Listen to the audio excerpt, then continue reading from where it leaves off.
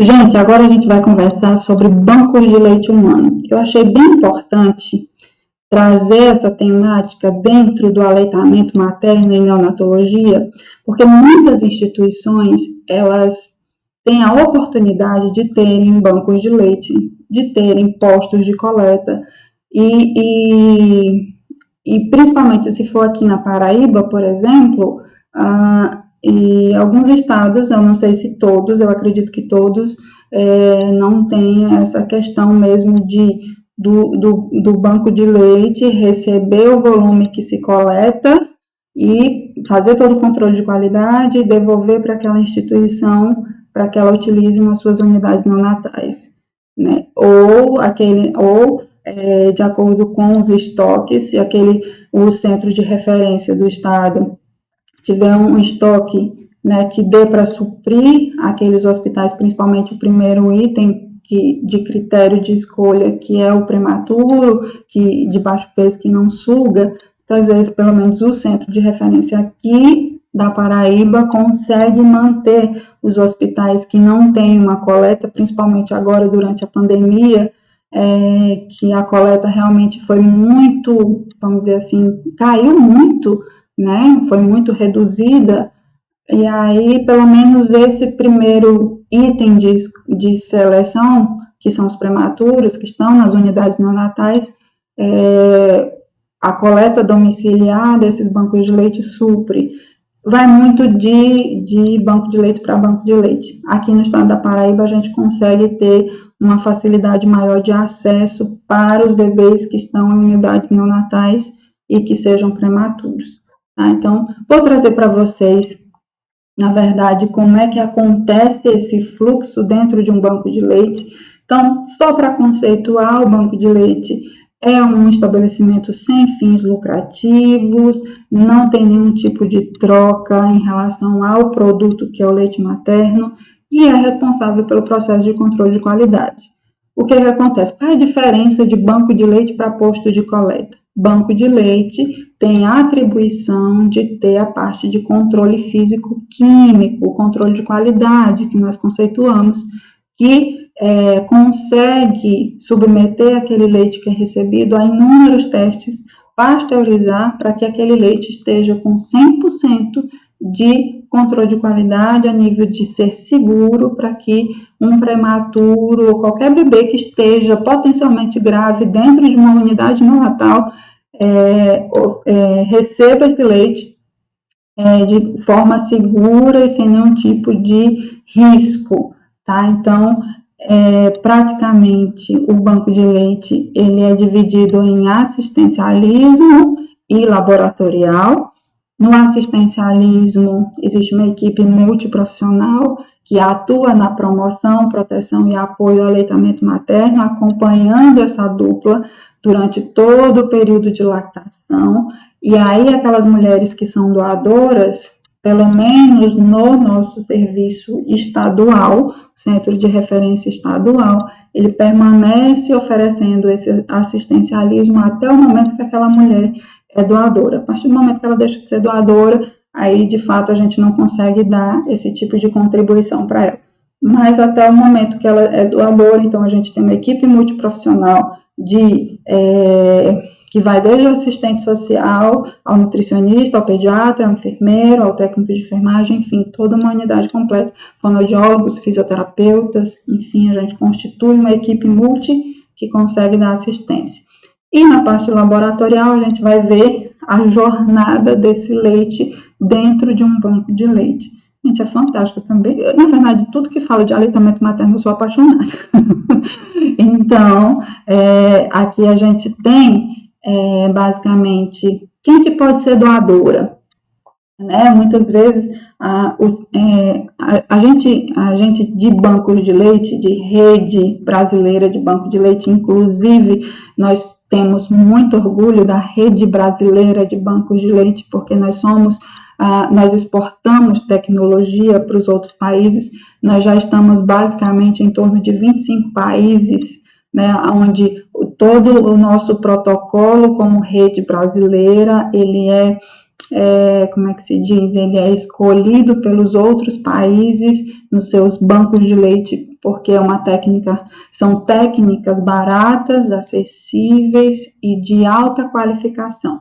Para vocês terem ideia, todo o protocolo foi revisado no início da pandemia e praticamente se constatou que pouquíssima coisa mudou, pouquíssima coisa necessitava mudar. Por exemplo, doadora que estava com Covid, ela parava de ser doadora e só retornava a partir do 14º dia de vida, que saía do período agudo, que era o período de transmissão mesmo, de transmissibilidade.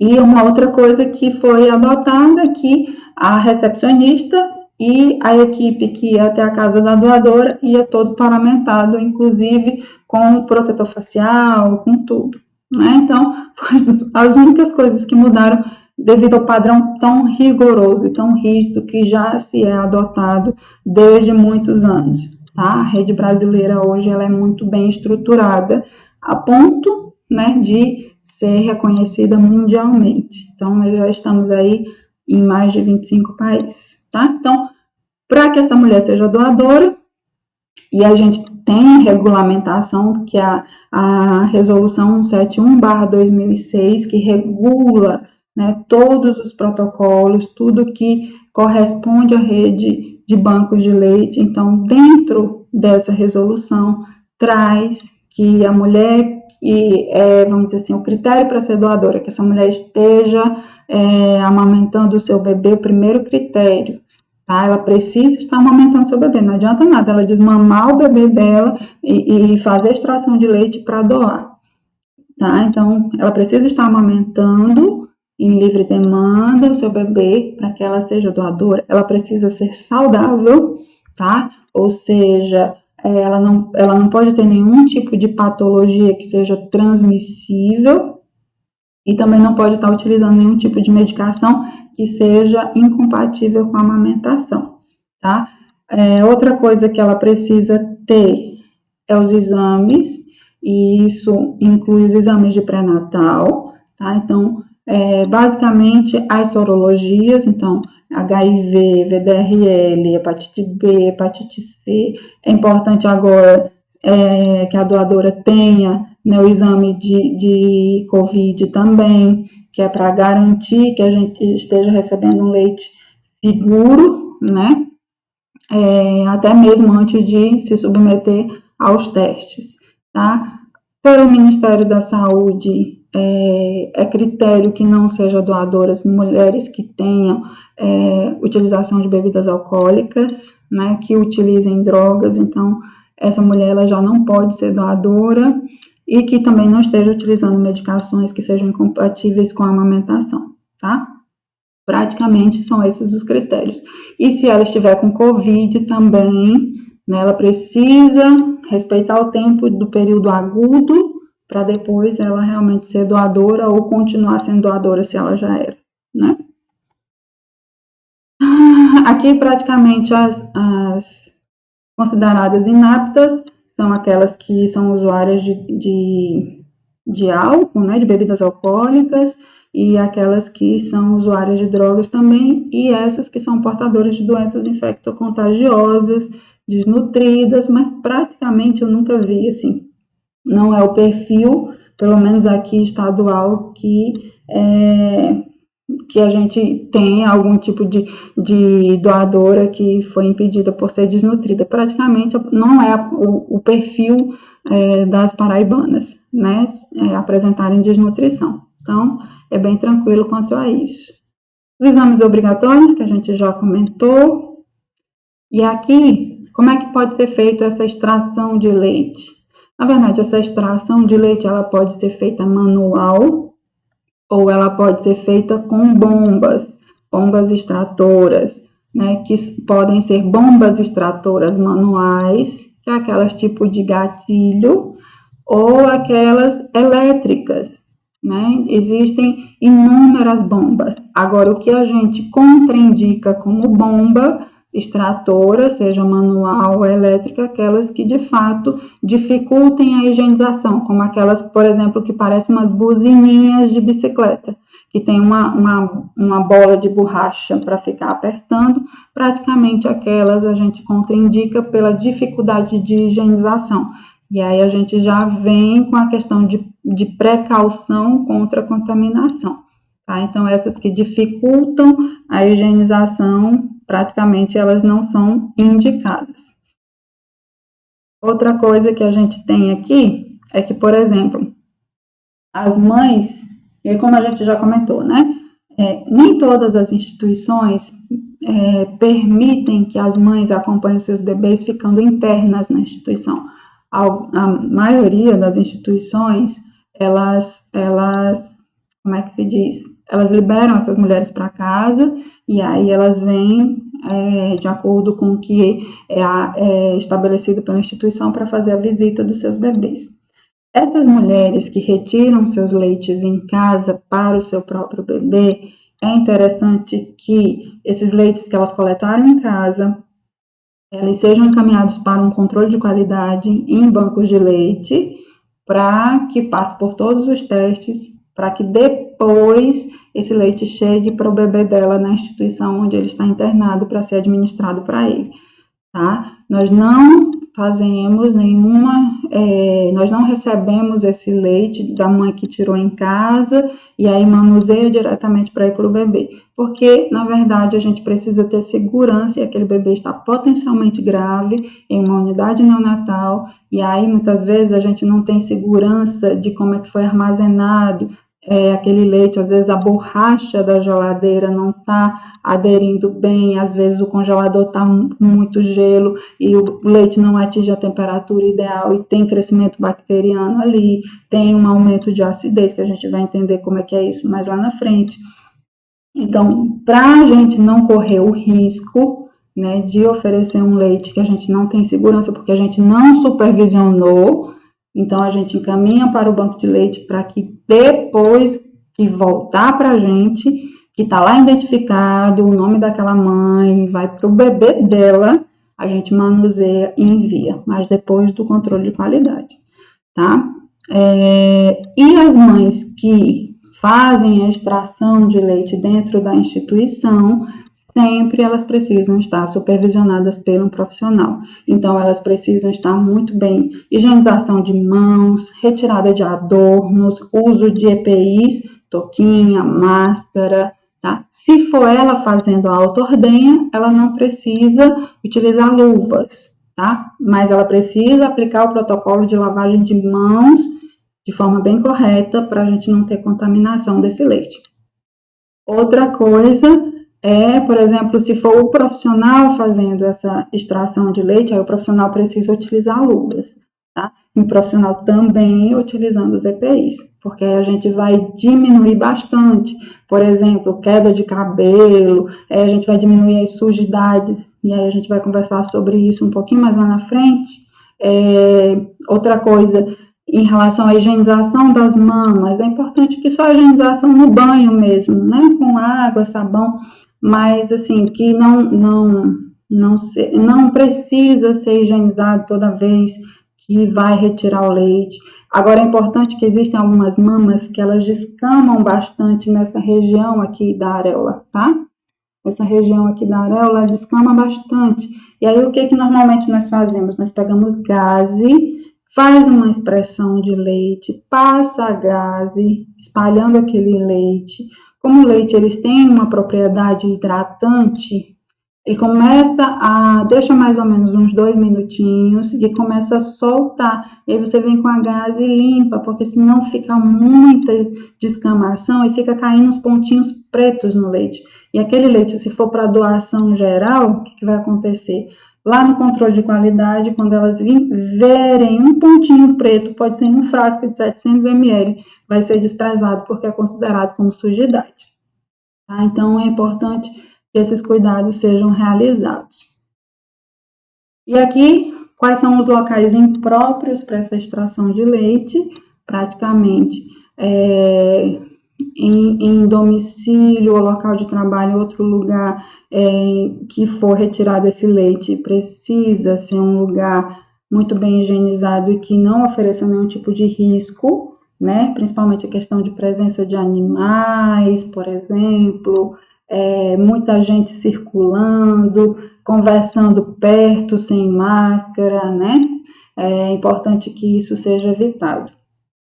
E nunca deve ser ordenhado em banheiros ou locais que prejudicam a qualidade desse leite. Aqui são as embalagens, tá? As embalagens padrão, que para utilização, que é de vidro e tampa plástica rosqueada, tá? Plástico pode, Janilda? Não é interessante, porque quando se submete ao aquecimento, pode haver liberação, ou até mesmo no congelamento, pode haver liberação de substâncias que no controle de qualidade a gente não vai conseguir identificar e também, se conseguisse identificar, a gente não conseguia remover. Então, é importante que, por isso que se padroniza ser vidro, porque é um material inerte, não tem transferência de substâncias. Então, a gente garante que não tem nenhum tipo de transferência ali de substâncias tóxicas para aquele leite. Tampa plástica rosqueada, super importante.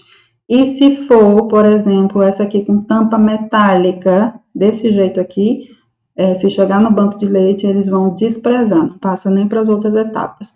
Por quê? Da mesma forma que se fosse um plástico, por exemplo, na parte de vidro, né? A parte de vidro fosse plástico, o que acontece? O fato de transferência de minerais, a mesma coisa da tampa metálica, né? A gente não tem ali segurança que se realmente transferiu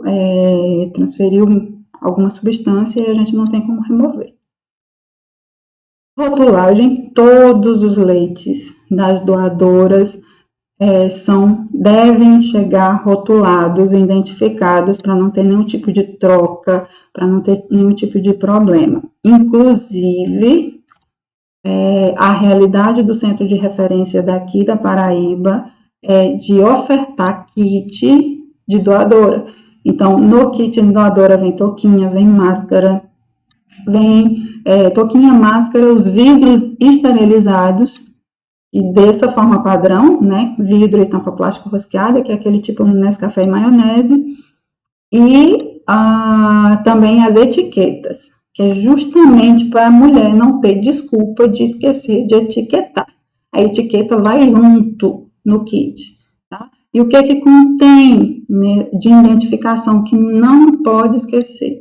Nome da doadora completo, precisa vir com sobrenome, porque Maria existe muitas, Paulas existem muitas, então precisa ser com nome completo. E aí, data da coleta, é importante a data da coleta, por quê? Porque a partir da data da coleta que a gente vai ter um direcionamento da data de vencimento. Leite cru. E o que é o leite cru? Aquele da mãe direto lá na extração. Não passou por nenhum tipo de controle de qualidade, tá? Então, leite cru para o padrão Rede Brasileira de Bancos de Leite, que é para doação de leite materno, só tem validade até 15 dias congelado. Então, porque existem várias etapas de teste, o banco de leite estipulou que no máximo até 10 dias esse leite esteja chegando no banco de leite. Esse leite esteja sendo coletado na casa da doadora e trazido para o banco de leite para passar pelas etapas do controle de qualidade. Outra coisa que a gente tem aqui como informação, por exemplo, a mulher tirou o leite, mas não encheu o frasco. O que acontece? Ela pode congelar aquela quantidade que ela preencheu o frasco. Na próxima extração, o que nós orientamos? Que ela coloque, ela pode fazer a esterilização daqueles copos de vidro, tá? E aí, como é que faz essa esterilização em casa? Coloca uma panela com água bem cheia, coloca os copos, né, de boca para baixo, e aí coloca uns paninhos, principalmente no fundo, para que não fique batendo e trinque. E aí, quando abrir fervura, você conta 15 minutos. Apagou o fogo nos 15 minutos, você retira, evita de colocar os dedos por dentro, na parte interna, né? Pega com um pegador mesmo, e aí coloca numa bancada ou numa mesa limpa, com um paninho limpo, e eles de boca para baixo, para eles secarem naturalmente, não precisar estar passando pano por dentro, porque senão você estraga a esterilização. E aí, naquele copo esterilizado, ela vai fazer a extração e ela vai preencher aquele frasco que ela colocou lá no freezer, tá? Ou no congelador.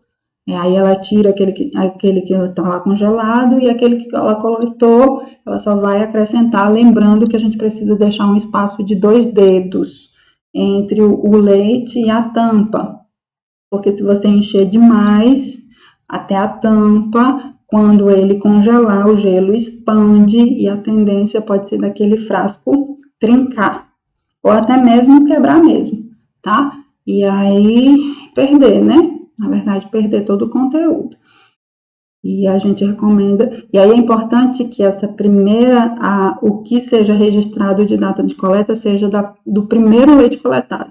E a partir daquela primeira data de coleta que a gente vai contabilizar para a data de vencimento, que é até o 15º dia. E data de parto também é importante que a gente saiba, porque, na verdade, a gente vai classificar o tipo de leite através da data do parto. Então, de 1 a 7 dias a gente tem colostro, de 7 a 14 a gente tem o tipo transição, e a partir do 14º dia a gente tem o maduro. E aí são as fases, né? E isso vem no rótulo do leite de banco, porque nós prescritores, nós vamos lá na nossa prescrição, nós vamos solicitar de acordo com as características clínicas desse bebê, com a idade gestacional, com a idade cronológica que esse bebê está, e aí o banco de leite já fornece para a gente o leite rotulado. O leite humano ordenhado pasteurizado vem para a gente já rotulado com essas informações. Ok. Armazenamento, a gente já comentou, não pode ultrapassar 15 dias, tá? Da data da coleta ao processamento. Caso esse leite seja retirado para ofertar para o próprio bebê, refrigerado, primeira prateleira de geladeira, por 12 horas, tá? Isso daí é fundamental que a gente saiba, pelo protocolo da rede brasileira. Existem inúmeros protocolos. Existe o protocolo da ABM, existe o protocolo da Academia Americana de Pediatria, que é totalmente diferente da rede brasileira de banco de leite. O da rede brasileira é muito mais rigoroso, tá? Então, se eu não me engano, eu acho que na ABM fica 4 horas em temperatura ambiente, ou na Academia Americana de Pediatria. Na rede brasileira é inadmissível ficar nem 15 minutos em temperatura ambiente. O máximo de tempo é o período que aquele frasco está ali, que a mãe está fazendo a extração. E se demorar muito ela de retirar, a gente tem que colocar na geladeira, porque senão a temperatura acima de 5 graus faz com que haja crescimento bacteriano, porque o leite humano não é estéril. E aí aqueles micro-organismos que estão lá dentro do leite começam a se proliferar, a crescerem, a se multiplicarem na temperatura acima de 5 graus. Então, quanto mais elevado for essa temperatura, mais velocidade essas bactérias elas ganham para se multiplicarem, tá? Então, é importante que a gente, pelo menos, eu sempre sigo a orientação da Rede Brasileira de Banco de Leite. E um outro fator importante é que esse leite, que uma vez congelado, ele não pode ser recongelado. Por que que não pode ser recongelado? Porque a partir do momento que você congelou, você fez o descongelamento, e sempre o descongelamento desse leite, ele precisa ser feito em banho-maria, a 40 graus, porque acima de 40 graus, se esse leite ele for submetido, depois que passa pelo controle de qualidade, ou na verdade, se ele for submetido a uma temperatura muito alta, ele desnatura a proteína, e aí as proteínas ficam tipo aquele leite coalhado, né? Aquele leite talhado, na verdade.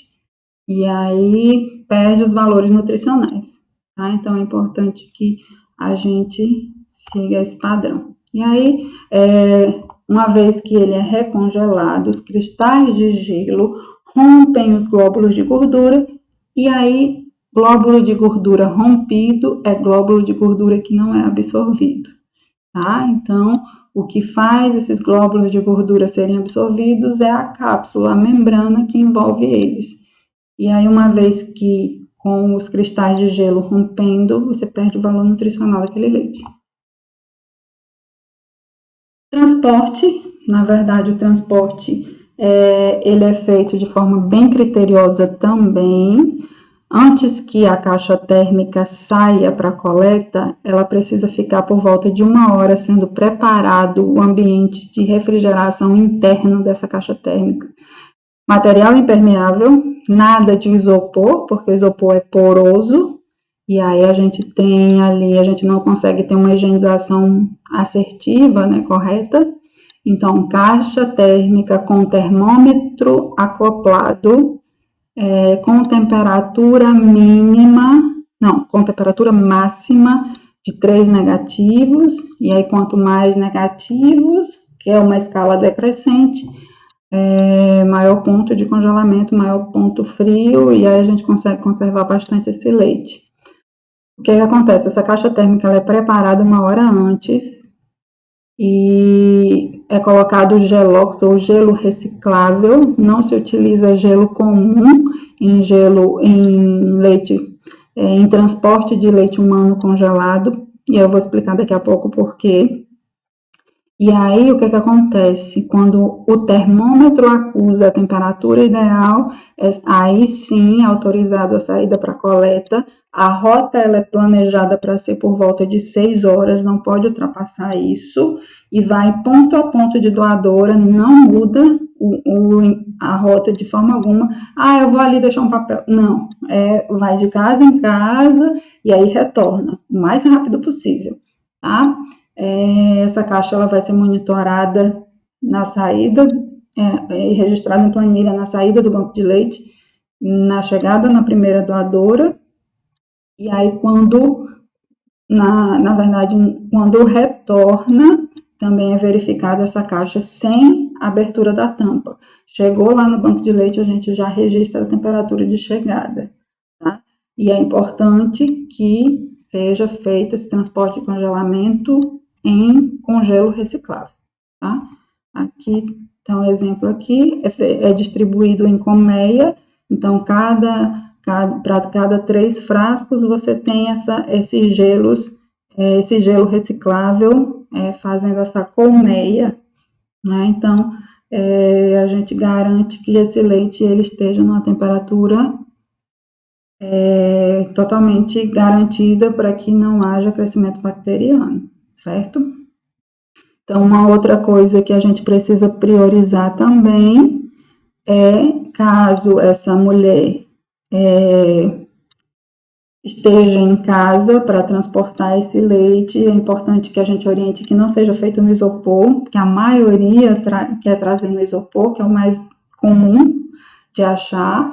E, por exemplo, se ela vier com leite congelado e ela não tiver gelo reciclável, né, enfim, você não conseguiu fornecer para ela esse gelo reciclável, ela não conseguiu comprar, ela precisa deixar esse leite bem congelado e aí trazer numa caixa de material impermeável sem gelo comum, porque o ponto de congelamento do gelo comum é de 0 graus e o ponto de congelamento do leite é mais negativo, é 0,3, se eu não me engano é 0,5.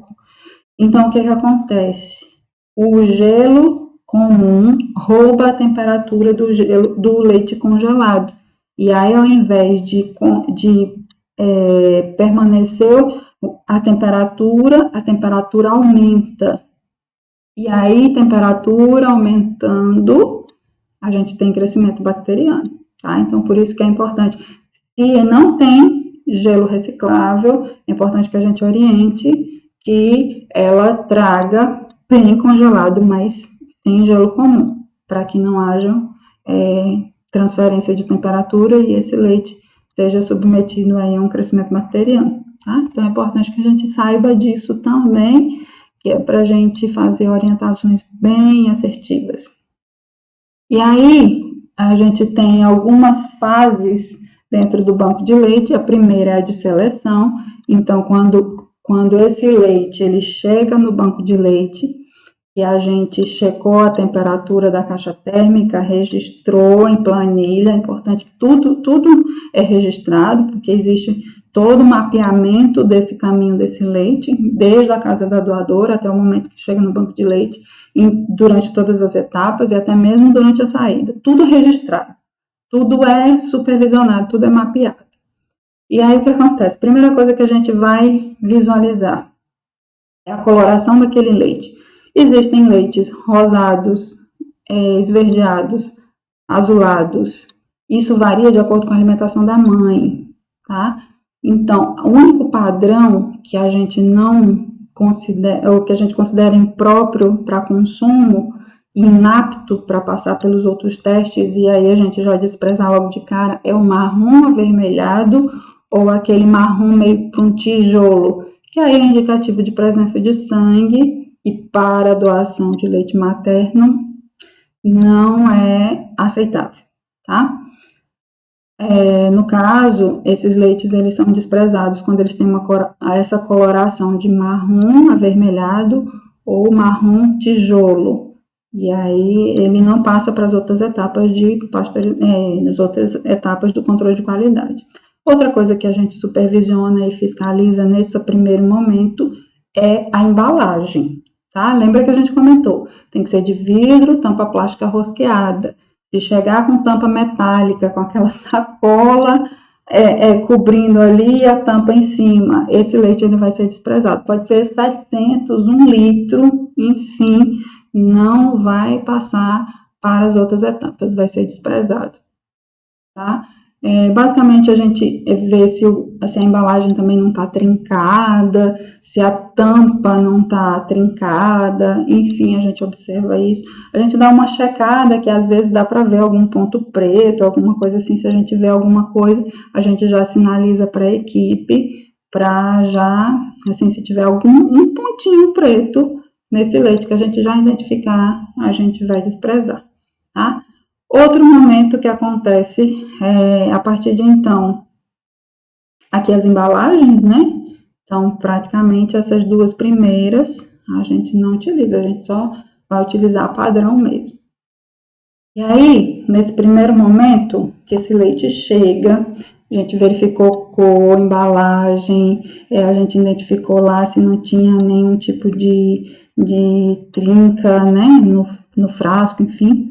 E aí a gente conduz esse leite, ele é cadastrado, a doadora é cadastrada, a gente recebe o cadastro dela, a gente recebe os exames, cópia dos exames, né, a gente deixa tudo organizado. Existe um programa específico que é conectado diretamente com a rede brasileira de bancos de leite, que faz esse cadastramento. Ele gera um código para essa mulher que vai permanecer até o momento dela ser doadora, dela deixar de ser doadora, e é um código único que só corresponde a ela. E aí esse leite ele vai ser conduzido para um descongelamento prévio, né, um degelo prévio, ou seja, ele é submetido a um banho-maria de 40 graus, e aí só um ponto de aquecimento, só para que alguma parte fique líquida, para que a gente retire as amostras para 2 momentos, para 2 testes. O primeiro a gente faz que já é um teste de seleção, que se ele for reprovado nesse teste, ele não passa também para os outros. Você vai ver que existem vários testes e que cada teste vai validando o teste anterior. Então, nesse caso, a gente chama de acidez do Wernicke. Deixa eu até mostrar aqui de sujidade.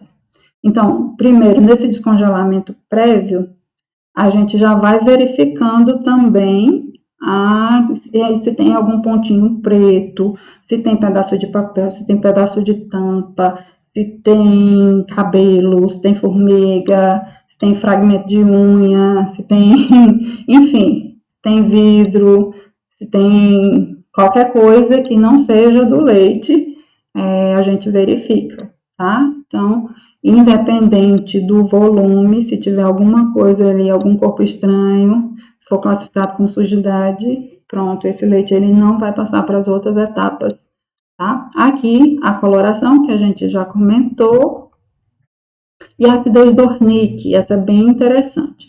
Essa acidez, ela é um teste que ela vai identificar para a gente se a cadeia de frios ela foi mantida de forma correta.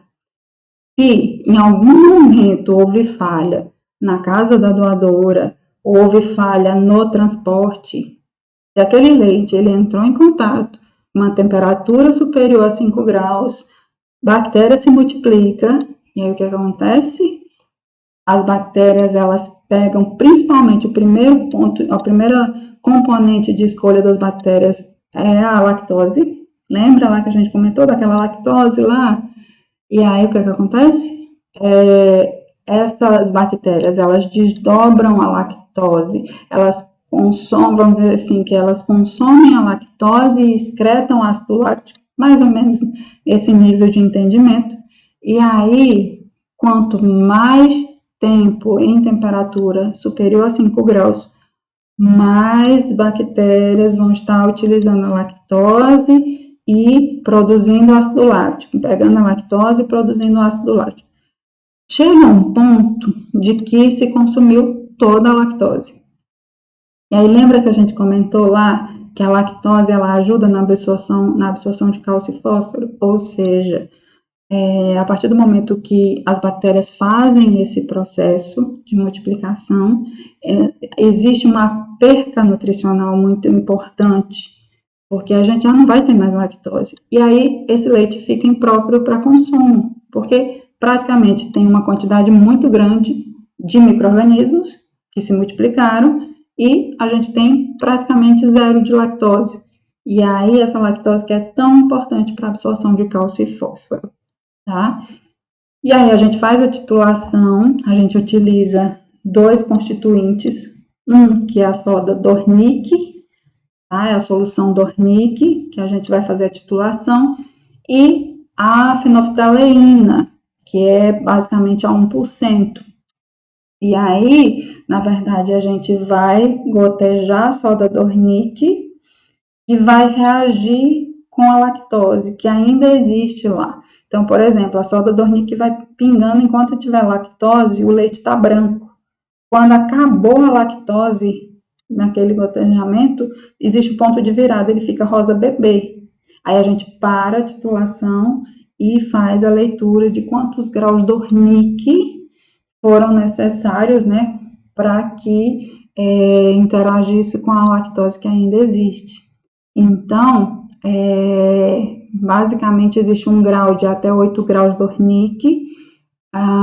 Passou de 8 graus Dornick, esse leite já está impróprio para consumo. Então, a partir de então, ele é desprezado. Ele não passa para as outras etapas também, tá? Então, essa acidez, esse grau Dornick, ele vai como informação no rótulo do leite de banco, porque a gente vai entender lá no final, eu vou contar para vocês, agente prescritor, como a gente precisa dessa informação para prescrever o leite humano de forma assertiva, tá?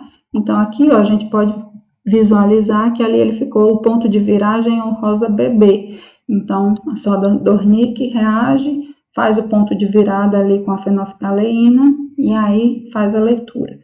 Deu acima de 8 graus Dornick, esse leite é desprezado. Tá? Então, essa é uma forma de seleção do leite. Como é que a gente faz o processo, as fases de classificação? A fase de classificação ela é composta pelo período de lactação. Então, a gente vai estabelecer o tipo de leite e essa informação também vai no rótulo. É interessante você saber que no rótulo do leite de banco vai o número da doadora, vai o número do lote que aquele leite foi pasteurizado, vai a data de validade, que no caso pós-pasteurização ele vai durar 6 meses congelado, e se fizer o descongelamento ele dura 24 horas. Vai ao tipo de leite, se é colostro, transição imaduro, vai o teor energético, que aí eu vou contar para vocês, já acho que nos próximos slides já tem aqui o crematócrito, que também o conteúdo energético ele é estabelecido e ele vai ser conhecido, vai no rótulo e vai a quantidade de acidez do Ornick, que é também uma informação importante para a nossa prescrição. Então, aqui, o que acontece? Pronto, período lactacional, a gente já falou bastante, né? Então, a gente classifica, e é importante que a gente não classifica pela coloração, porque muitas vezes, o colostro é aquele amarelinho, não, muitas vezes, aquele é um maduro, e muitas vezes aquele amarelado não é gordura, às vezes é beta-caroteno, que a mãe consumiu, alguma fonte de beta-caroteno, alguma fonte de vitamina A. Então, se a gente classificasse pela coloração, a gente tinha um olhar muito errado, a gente não ia conseguir fazer uma classificação assertiva, porque às vezes o colostro ele vem com aquele aspecto mais amarelado, mas às vezes ele vem com um aspecto de água de coco, né? Então, não tem como a gente definir, a gente classifica pela data de parto, a gente não classifica pela coloração, achando, porque o colostro é assim, porque o maduro é assim, não. Cada leite é dinâmico, então vai sofrer influências dos pigmentos do que a mulher come, enfim, não tem como a gente definir de forma segura pela coloração. Aqui a gente tem a pasteurização, então, o que acontece? Degelou, deixamos uma pedra de gelo dentro, a parte líquida se tira amostras para titulação de acidez do Ornick, passou pela acidez do Ornick, que a gente vai gotejar lá fenolftaleína, vai gotejar soda do Ornick dentro do leite com fenolftaleína, vai fazer a leitura, passou de 8 graus do Ornick, desprezou, foi até 8 graus, esse leite segue para a pasteurização.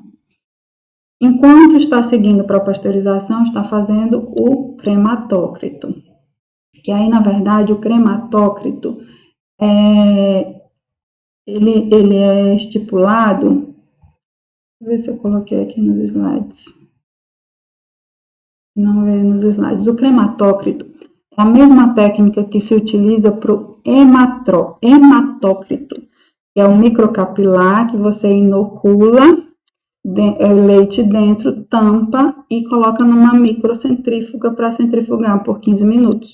E aí o que acontece? Separa o soro da parte de creme, fica uma camada visível, bem visível mesmo, e aí aquela espessura daquela camada a gente faz uma leitura, o valor daquela espessura a gente joga no programa, e aí o programa calcula o valor energético daquele leite. E é interessante que esse valor energético ele vai para o rótulo, e aí é basicamente nessa informação que a gente vai solicitar que tipo de leite que a gente vai querer para aquele bebê especificamente.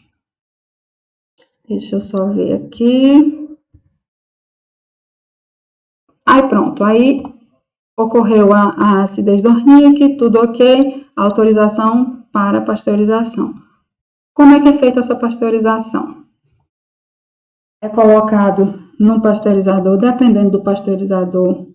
Às vezes tem pasteurizador que cabe 30, às vezes tem pasteurizador que cabe 40, mas em cada pasteurização vai um lote, a gente chama de lote. E esse lote é composto por frascos do mesmo tamanho e com a mesma quantidade de leite, sofrendo variação de 25 ml para mais ou 25 ml para menos. E isso faz com que o volume de água acima do nível do leite do frasco.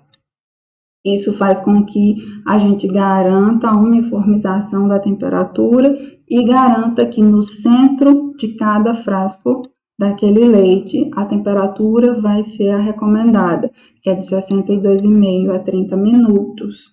A cada 5 minutos, vai lá em cada frasco e faz o processo de homogeneização. Isso faz com que a temperatura ela atinja o centro de cada frasco e a gente tenha realmente a segurança e inativação de todas as bactérias e micro-organismos patogênicos. Essa técnica ela foi construída baseado na temperatura, na verdade no binômio tempo-temperatura, e ela foi, na verdade, testada até o ponto de inativar um micro-organismo mais resistente, que é a Coxiella burnetii.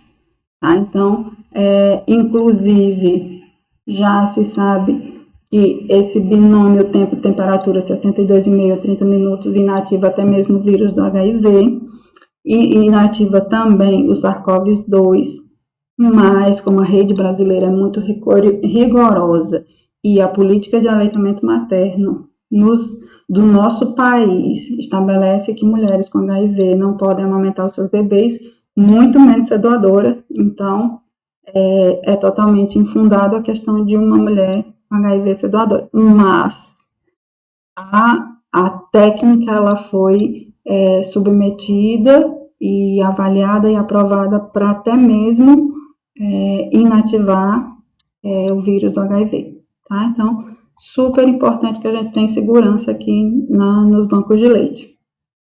Outro fator importante aqui é o controle biológico.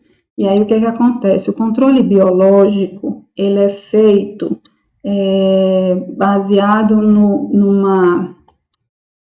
ambiente de cultura para coliformes totais ou fecais. E aí, o que acontece? Nesse ambiente, nesse líquido aqui, na verdade, como está em preto e branco, mas ele é um líquido verde, bem verdinho, e a gente inocula leite retirado lá do leite que foi pasteurizado, a gente inocula uma certa quantidade e coloca esse tubinho lá dentro, é o que a gente chama de tubo de Duran.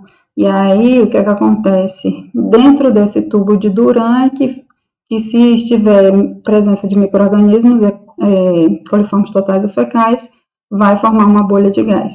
Então, essa amostra aqui, né, esse meio de cultura, é armazenado em estufa a 37 graus, mais ou menos, por 48 horas, e aí é feita a leitura. Se deu presença de bolha de gás, é feita uma nova coleta agora desse meio de cultura, e aí é colocado em alças, coletado em alças, em microalças, na verdade, e é colocado novamente por 48 horas em estufa.